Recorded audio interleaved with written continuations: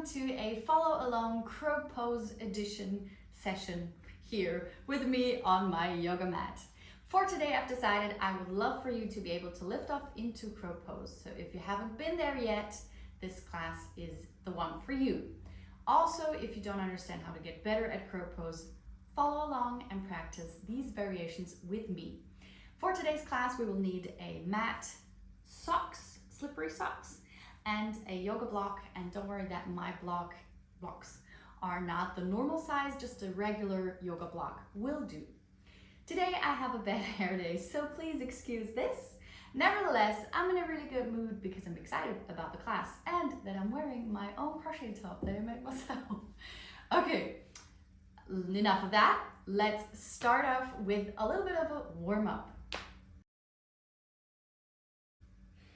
Start on all fours, fingers spreading, resting your shoulders on top of your wrists and your knees on top of your, underneath your hips. And just start to gently circle over your wrists. So we're going for a wrist warm up because that is one of the issues that people tend to have with crow pose, and we don't want to neglect that part. Then start to circle in the other direction.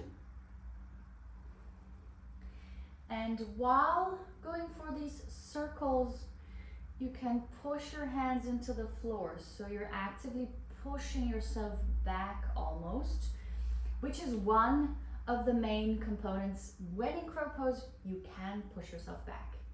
And we're gonna add that now. So come back into your normal, regular all fours. Lean forward a little and now push back from your wrists, from this area of your wrists. Let's do that 4 more times. Push forward gently and now push back from this area, which engages your forearms. 3 more. Forward and back. Forward, back. 2 more and push. Okay, now come up onto fists and then open these fists so that the middle fingers, your tip of the middle fingers touch. And then come back to your fists and open them up again. So we are going for stretching and strengthening of the wrists. If you feel like, okay, this feels unusual and you feel like that's too much weight, you just lean back and decrease the weight. And if you feel like this is not enough, lean forward and go slow and switch directions in between.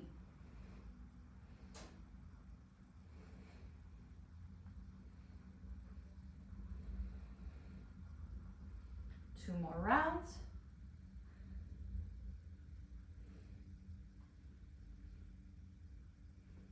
Last one. And come back.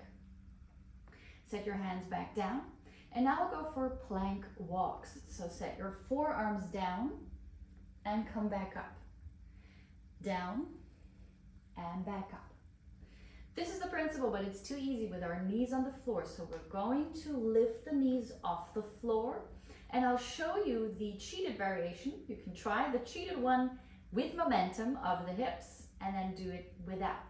So if we try or start to swing or sway from side to side, this will make it far easier to bring the forearms down and come back up because we use the momentum of the hips. Okay, do 1 round, switch sides with the momentum of the hips just to feel the difference. And come back. From here, focus on connecting your hands with your feet. So in order to avoid the sway, I need to push from my core and stay connected from the core.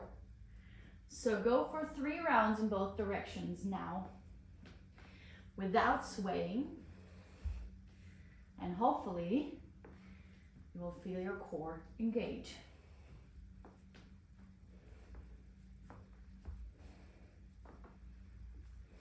One more.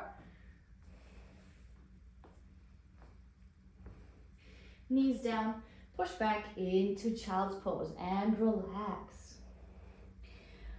Roll over your forehead, left or right side. And come back up. Let's add some scapula push-ups, and we'll go for single-handed scapula push-ups. Keep your left hand on the floor. Place the back of your right hand onto your lower back. We're going for protraction and retraction of the shoulder. So by dropping your chest, you are retracting the shoulder, and now push into the floor and lift or pull your chest in, and you're going for protraction. 4 more, down and up. 3, 2, 1. Switch sides. Pull shoulder back, drop chest, and push. Hold for 2 seconds, and come down again. 4, 3, 1, 2, 2, 1, 2, 1. And come back. Let's add some frog hops. For these, push yourself back onto your feet towards the back of your mat. And we're going to set our hands down and try to hop our feet on the outsides of, or behind our hands. Hop and sink. Set hands down, hop. Hands, hop. Same thing on our way back. Hop, hands. Hop, hands. 1 more. Hop, hands. And again, hands forward, sink. Hands forward, jump and sink. 1 more. Same thing on the way back. 2, 3. Good, well done. Now come forward again and lie down to the floor. Pull your knees into chest, circle over your lower back. And let's look at crow pose from this perspective. So extend your arms forward. Bend your elbows a little and just pull your knees in towards your upper arms. Okay, this would be our setting if we would turn this around, and our hands will be on the floor.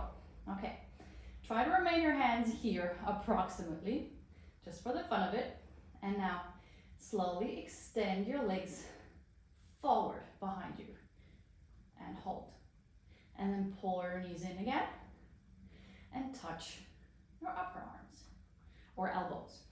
Okay, let's do that again. And the whole time, pull your belly in and push your lower back to the floor. And extend. 1, 2, and back. 3 more. Extend. 1, 2, and touch. 1, 2, and extend. 1, 2, pull back, hold. 1, 2. Last one. 1, 2, and push your knees into your elbows. Hold. 1, 2, and relax. Bring your feet down and just swing your knees from left to right side. A little bit of a shake and stretch for the hips and the lower back.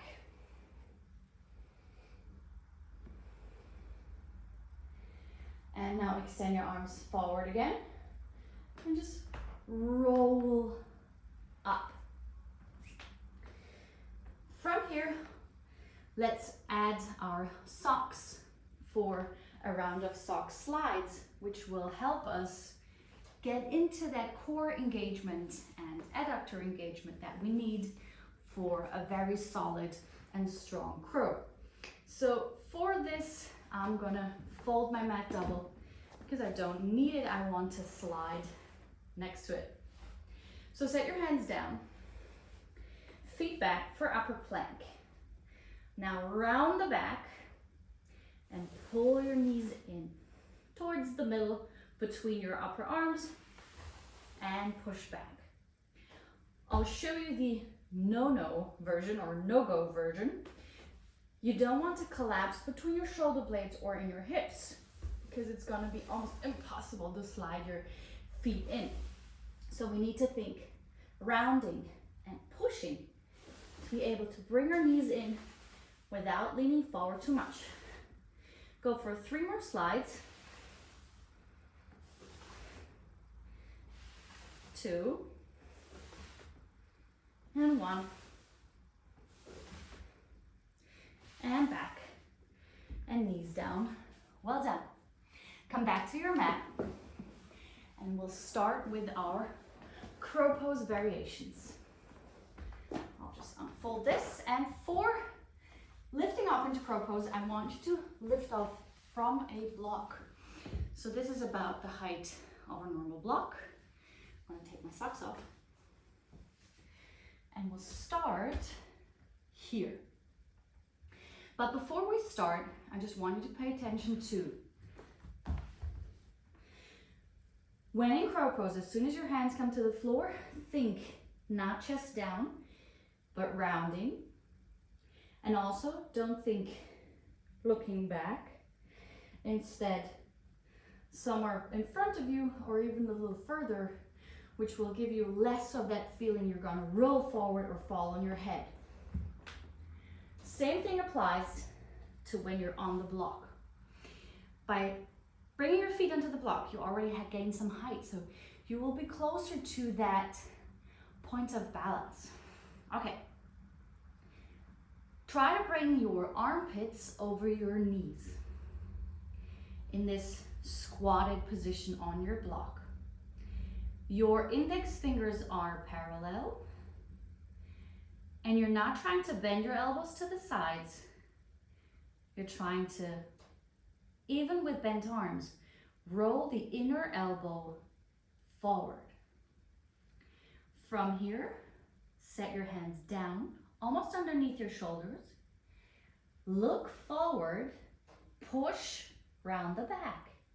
Maybe lift one foot, maybe both, and hold for 3 to 5 breaths.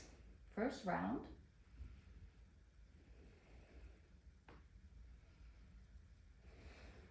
And fly back. So if you feel like you still feel heavy or you feel like you cannot lift, you are probably not rounding the back enough. So think of the shoulder blades or shoulder push-ups we just did. We did this motion. So as soon as you're in crow, you want to think this. You want to think push and almost rounding the back, like in cat pose. Let's try that again. Knees towards armpits, somewhere on the upper arm. Look forward, push, and maybe lift one foot, maybe both. Come back. 2 more times, just focus on this entrance. Look forward, round the back, push, lift, back. 1 more. Look forward, push, lift, and come back. Well done. From here, hop down and use one of your blocks. Again, imagine this is a normally sized block, so you will have a little bit easier play than me. Set this block between your feet. We'll go for block push-ups. Squeeze the block with your ankles. Go for the same lift off starting position, hands down, index fingers parallel. Look forward, push, lift. 1, 2, 3, 4, 5, and come down and relax. If you feel like your wrists need some attention, you can fold your knuckles and then extend your arms gently forward. Do this about 4 to 5 times. You don't have to hold this for a long time. 2 more.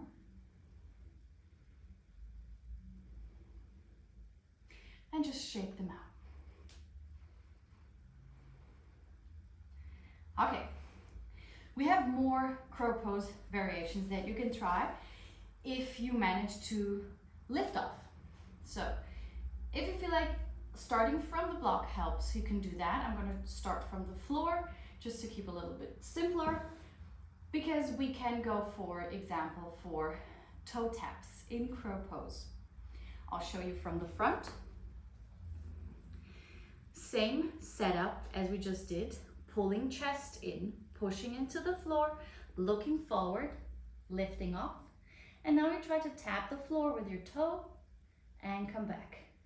And the other side, tap and back, tap, back. Try this, I call it turn signal crow pose. With me, I'll practice along with you. So hands down, go for your setup, find the right spot for your knees, lift off, and go for taps. Go slow.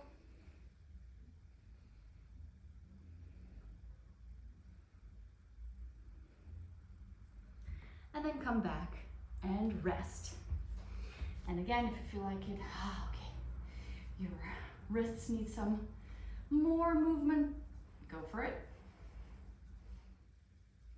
And then bring your hands down. Let's stretch out our forearms, pinky fingers together.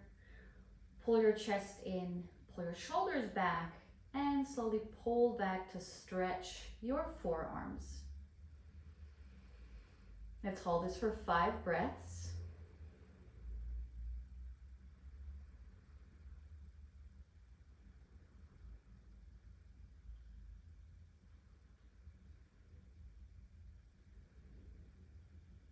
One more. And relax.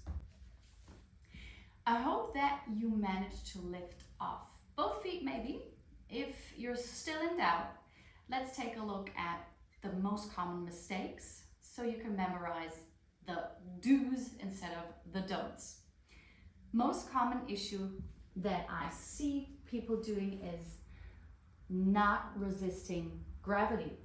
So if you don't resist, you will be here and it's impossible to lift off. So I feel very heavy. My feet are not in a state to lift off at all. If I would jump, I would fall on my face.